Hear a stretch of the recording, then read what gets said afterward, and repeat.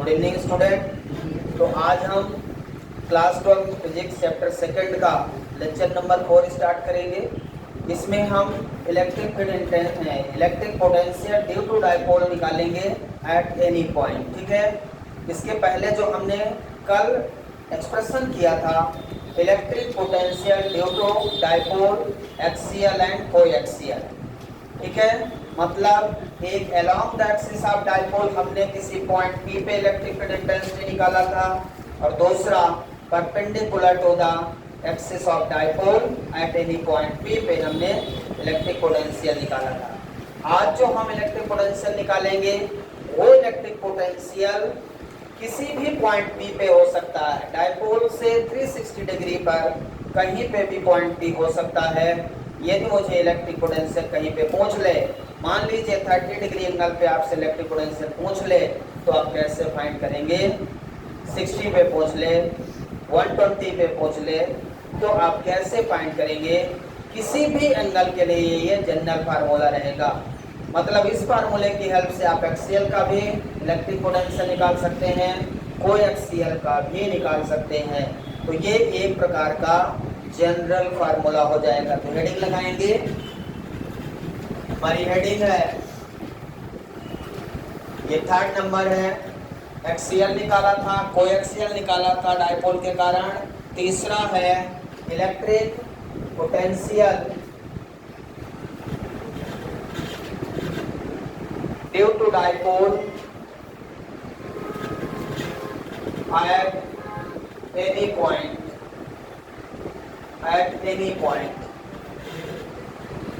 कहीं पे भी हम इलेक्ट्रिक पोटेंशियल निकालेंगे, ठीक है ना, एट एनी पॉइंट, किसी भी पॉइंट पे। तो सबसे पहले हम कंसीडर करेंगे, consider a dipole of charge -q and +q placed at point A and B with the dipole length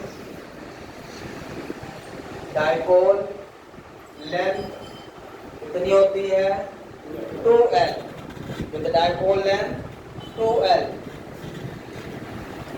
to find electric potential at any point P।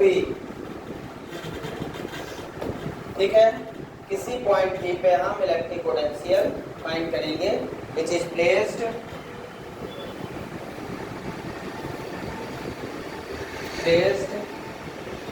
small r distance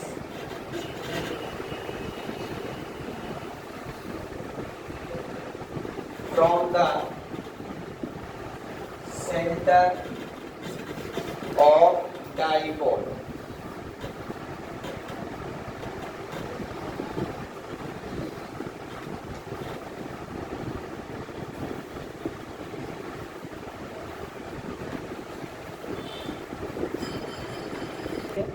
तो सबसे पहले इसका डायग्राम हमें बनाना है, जैसा हमने कल बनाया था एक्सियल और कोएक्सियल का। तो इसमें सबसे पहले क्या बनाएंगे? सबसे पहले हम क्या किए हैं, एक डाइपोल कंसीडर किए हैं। तो आपको याद है डाइपोल का चार्ज -q और +q होता है। ये डाइपोल है, सभी को पता है। डाइपोल मतलब two equal and opposite charges, और डाइपोल लेंथ कितनी होती है? 2L, मतलब उन दोनों चार्जेस के बीच की लेंथ 2L होती है। अब इस डाइपोल का सेंटर पॉइंट O पॉइंट ले लेता हूँ, यहाँ A और B। इस डाइपोल का सेंटर पॉइंट क्या है? O पॉइंट है। अब यदि मैं along the axis of dipole electric potential निकालो तो वो क्या हो जाएगा? Axial position. क्या हो जाएगा? एक्सियल। और यदि परपेंडिकुलर टू द एक्सिस निकालो तो क्या हो जाएगा? कोएक्सियल। इन दो को छोड़कर मुझे किसी एंगल पे इस बार पॉइंट P लेना है। पॉइंट P जहां लेना है वो किसी एंगल पे ले लेता हूं, ठीक है। तो यहां से एक पॉइंट P ले लेता हूं यहाँ हमने पॉइंट P ले लिया, ये किसी एंगल थीटा। अभी तक थीटा, यदि एक्सियल की बात करें तो थीटा 0 डिग्री था, क्योंकि पॉइंट P यहाँ था अलॉन्ग द एक्सिस। एक्सियल की बात करें तो थीटा कितना है 0। अब कोई एक्सियल की बात करें तो थीटा 90 डिग्री हो जाएगा। क्लियर है? तो यहाँ हमने थीटा ले लिया है, वो थीटा को हम 0 डिग्री से 360 डिग्री तक घुमा सकते हैं। किसी भी पॉइंट पे उससे इलेक्ट्रिक पोटेंशियल हो सकता है। तो अभी हमने यहाँ ले लिया, ये जो पॉइंट P है सेंटर से r डिस्टेंस पे, कितने डिस्टेंस पे, r डिस्टेंस पे। अब हमारा दूसरा काम क्या होता है, प्लस Q और माइनस Q पॉइंट चार्ज को पॉइंट ऑफ ऑब्जर्वेशन से P पॉइंट से मिलाना होता है। तो आप क्या करें, इसको पॉइंट P से मिला दें और इस पॉइंट को पॉइंट P से मिला दें। मिला दिया, सभी को समझ में आया? अब आपको ये डिस्टेंस और ये डिस्टेंस निकालना पड़ेगा। यदि electric potential due two point charge का फार्मूला लगाना है तो हमें BP और AP निकालना पड़ेगा, तभी हम इसको सॉल्व कर सकते हैं। क्लियर है सभी को?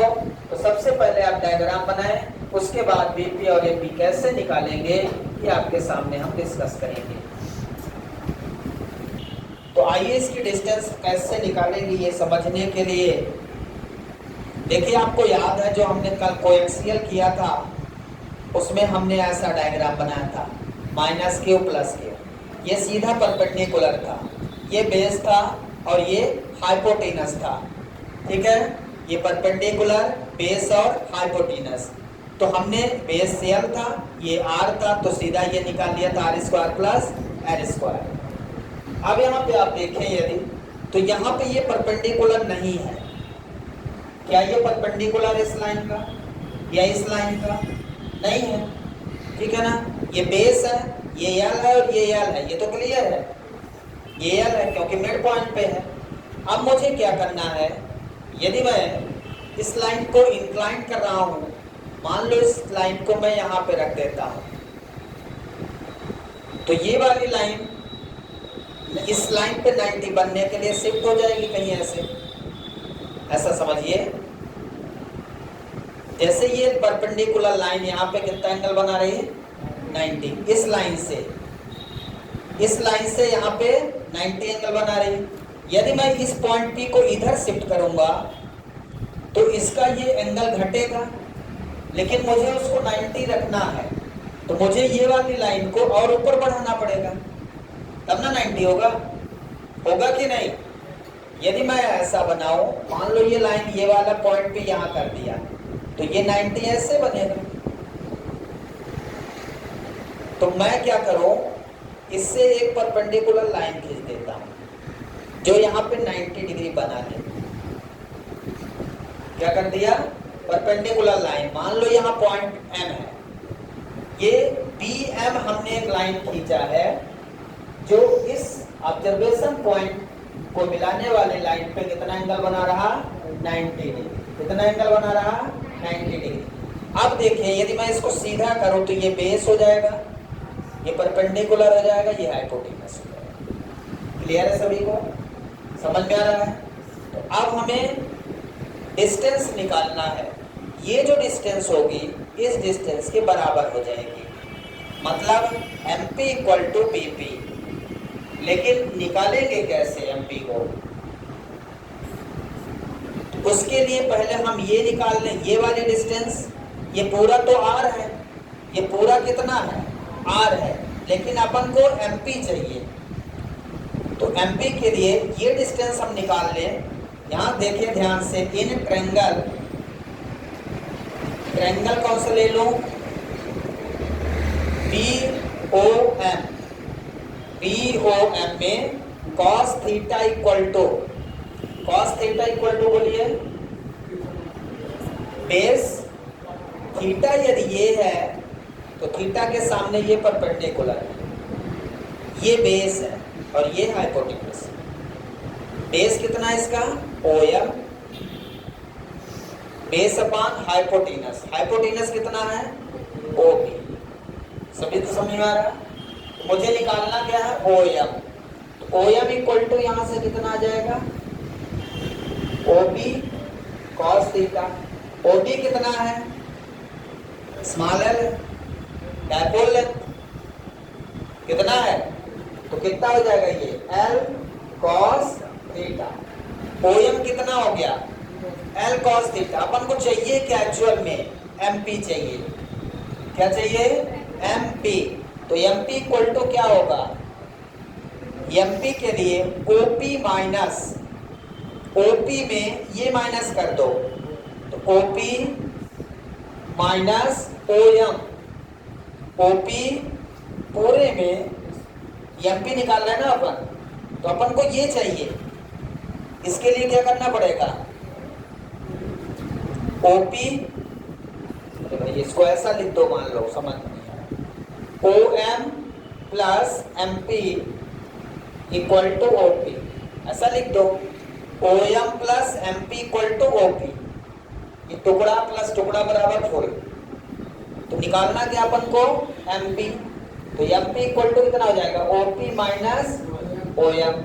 ओपी कितना है, ओपी कितना है, ओपी आर है पूरा, तो आर माइनस ओ एम मैंने निकाला यहाँ पे, ओ एम कितना निकाला, एल कॉस थीटा। ये हमारा फर्स्ट टर्म आ गया, ठीक है। ये कौन सी डिस्टेंस आई, ये वाली बीपी, मतलब एमपी बराबर बीपी भी है, इक्वल टू बीपी। जितना एमपी है उतना है बीपी। हमने परपेंडिकुलर लाइन खींच दिया, तो जितना ये घुमा था उतना यहाँ से बैलेंस हो गया, ठीक है, मैंने घुमाया। अब दूसरा मुझे क्या निकालना है, ए क्यू। यहाँ डिस्टेंस निकालना सीख गए, तो ये एक्सप्रेशन सबसे सिंपल है। डिस्टेंस नहीं निकल पाया तो ये एक्सप्रेशन नहीं बनेगा, क्लियर है। अब मुझे क्या करना है, इसमें एपी निकालना है, तो इसमें भी इस लाइन में परपेंडिकुलर लाइन खींच दे, इसको पीछे बढ़ा दे और यहां से एक परपेंडिकुलर लाइन खींच दे, ठीक है। पॉइंट लिख देता हूं यार, इतना लाइन बढ़ा दिया मैंने, ठीक है। ये मतलब ओ एन एक्सटेंड हो गया। अब ये पूरी लाइन जो है एपी किसके बराबर हो जाएगी, एनपी के। एपी किसके बराबर हो जाएगी, एनपी के। तो ये वाला ट्रायंगल ले लें, ये थीटा है तो ये भी थीटा हो जाएगा, क्योंकि यह परपेंडिकुलर है। यहाँ पे 90 डिग्री, कितना है, 90 डिग्री, ठीक है। अब यहाँ पे कौन सा ट्रायंगल लेने जा रहे हैं, देखिए, ये ट्रायंगल ए ओ एन। इसमें cos थीटा इक्वल टू क्या लिखेंगे, बोलिए, ए ओ एन में cos theta equal to base, base कितना है, ओ एन, थीटा के सामने परपेंडिकुलर, बेस ये हाइपोटेनस, ठीक है। तो O N upon O A, O N upon O A कितना हो जाएगा, बोलिए, O N equal to O A cos theta. O A कितना है, एल, तो एल कॉस थीटा। अब बोलिए ये कितना है, A P, A P equal to N P, ठीक है।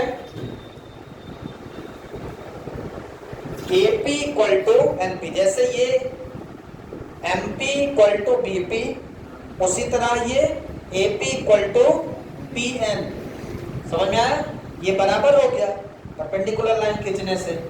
अब मुझे ये पूरा निकालना है पी एन, तो पी एन कितना है, यहां से लेके यहां तक ये आर है, स्मॉल आर, प्लस ये जोड़ दो ओ एन, मतलब O P plus O N equal to P N, ठीक है।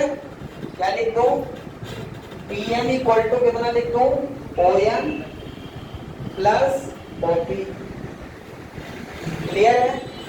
अब ओ एन कितना है, ओ एन मैंने निकाला क्या, L cos theta, O P कितना है, आर, तो R plus L cos theta. ये दोनों डिस्टेंस आपको मिल चुकी है। अब जाके आपको डिस्टेंस मिल चुकी है, क्लियर है।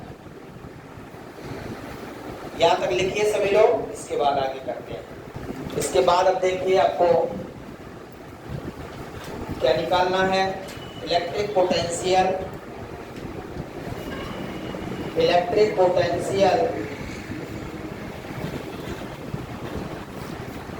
Eight point P due two plus Q point charge. अब उसी तरह से आपको करना है, प्लस Q पॉइंट चार्ज के कारण electric potential V1 equal to क्या लिखेंगे, 1/4πε0 Q बाई Vp। डायग्राम में देखें Q बाई Vp हो जाएगा। अब Vp कितना आपने निकाल लिया है, ये हमने Vp निकाला है। यहाँ पे Vp कितना आ गया है, R minus L cos theta. Equation first आ गया आपका, क्लियर है, आया समझ में सभी को। इसके बाद इसी तरह से electric potential at point P due to minus Q point charge. Minus Q point charge पे V2 equal to 1/4πε0 minus Q by AP, minus Q by AP। अब AP आपने कितना निकाला है देखिए, R plus L cos theta, तो 1/4πε0 minus Q upon R plus L cos theta. Scalar quantity है इसलिए माइनस साइन रहेगा। दोनों इक्वेशन आ गए। अब हमें क्या करना पड़ेगा, net electric potential at point P due to dipole निकालना है। तो इंडिविजुअल पहले निकाल लिया, इसके बाद आप नेट निकालेंगे। देखिए यहाँ तक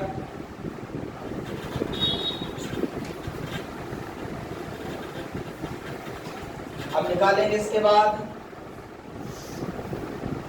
net electric potential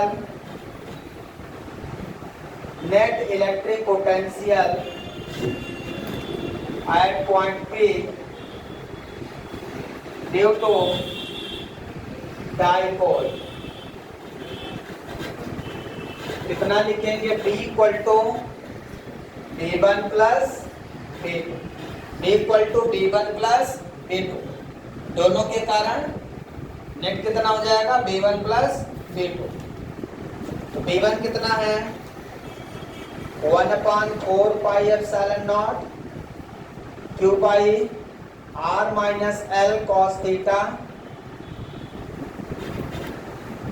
plus 1/4πε0 minus Q by R plus L cos theta. कुछ कॉमन है, Q अपान 4πε0 कॉमन है, 1/R minus L cos theta minus 1/R plus L cos theta. LCM हो जाएगा,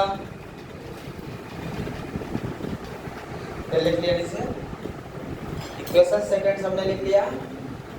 अब एलसीएम ले लेंगे, B equal to Q upon 4πε0।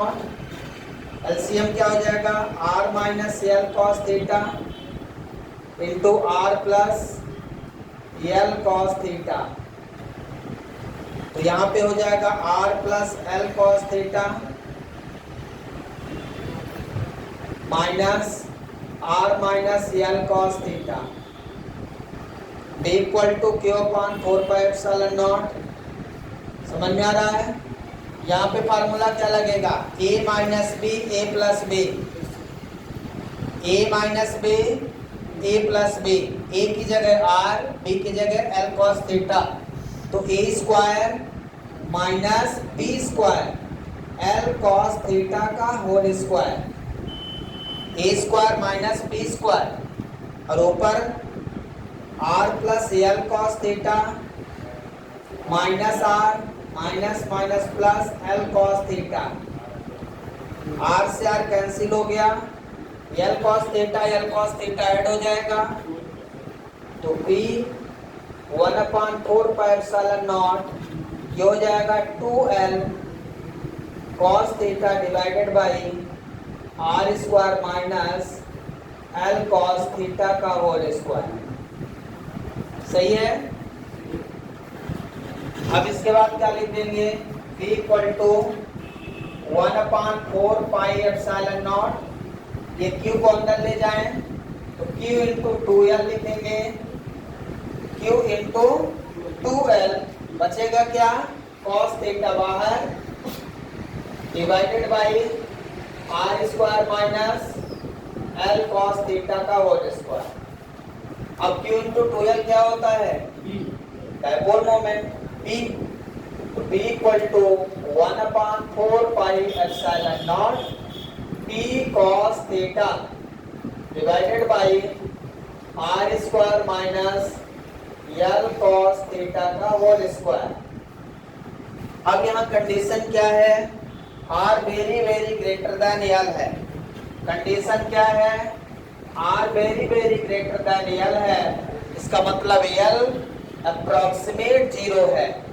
L क्या है, एल टेंड्स टू 0 है, तो ये वाला टर्म 0 हो जाएगा क्या, ध्यान से देखें, एल cos थीटा टर्म नीचे वाला 0 हो जाएगा, बचेगा कितना आर स्क्वायर। तो v इक्वल टू क्या मिलेगा आपको, 1/4πε0 p cos theta divided by r square. So this is the final formula. Electric potential due to dipole at any point. यहाँ तक लेते हैं सभी लोग। एक्सियल का इलेक्ट्रिक पोटेंशियल क्या निकाला था, 1/4πε0 p by r square, इसमें p cos थीटा हो गया बस। अब देखिए, यदि मैं एक्सियल की बात करूं तो थीटा कितना रखना पड़ेगा, 0, तो वही आना चाहिए। केस फर्स्ट यदि हम बात करें, इलेक्ट्रिक पोटेंशियल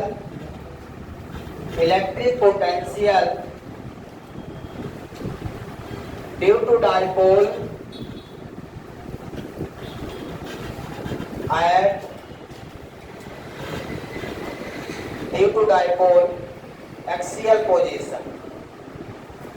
एक्सियल पोजीशन की बात करें तो थीटा कितना होगा, 0 डिग्री। थीटा यदि 0 है तो cos 0 1, cos 0 की वैल्यू कितनी 1, तो ये फार्मूला क्या बन जाएगा, v इक्वल टू 1/4πε0 p बाई आर स्क्वायर। यही फार्मूला है electric potential due to dipole on axial position. ये एक्सियल पोजीशन का इलेक्ट्रिक पोटेंशियल आपके सामने आ गया। मतलब ये एक जनरल फार्मूला है, स्टैंडर्ड फार्मूला है, चाहे आप एंगल 0 पे पूछे, 30 पूछे, 60 पूछे, 90, किसी भी पॉइंट पे, किसी भी एंगल पे आपसे इलेक्ट्रिक पोटेंशियल पूछता है, उसके लिए ये फार्मूला याद रखिए और आप निकाल सकते हैं। ठीक है। केस सेकंड क्या है हमारा, electric potential due to dipole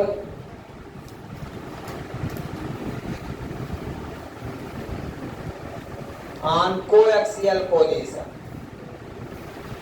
coaxial का मतलब थीटा कितना होता है, 90 डिग्री, डाइपोल एक्सिस का 90 डिग्री, तो cos 90 0 होता है, तो cos 90 यहाँ पे रख दीजिए, cos 90 0, मतलब ये वैल्यू पूरी क्या हो जाएगी, b equal to 1/4πε0 p cos 90 equal to 0। तो कल हमने electric potential due to dipole on coaxial position prove किया था, याद है आपको, कितना आया था, 0 आया था। इस फार्मूले से भी आप प्रूव कर सकते हैं। मतलब ये एक स्टैंडर्ड फार्मूला आपके सामने है, जिससे हम एक्सियल कोएक्सियल किसी भी एंगल पे इलेक्ट्रिक पोटेंशियल फाइंड कर सकते हैं।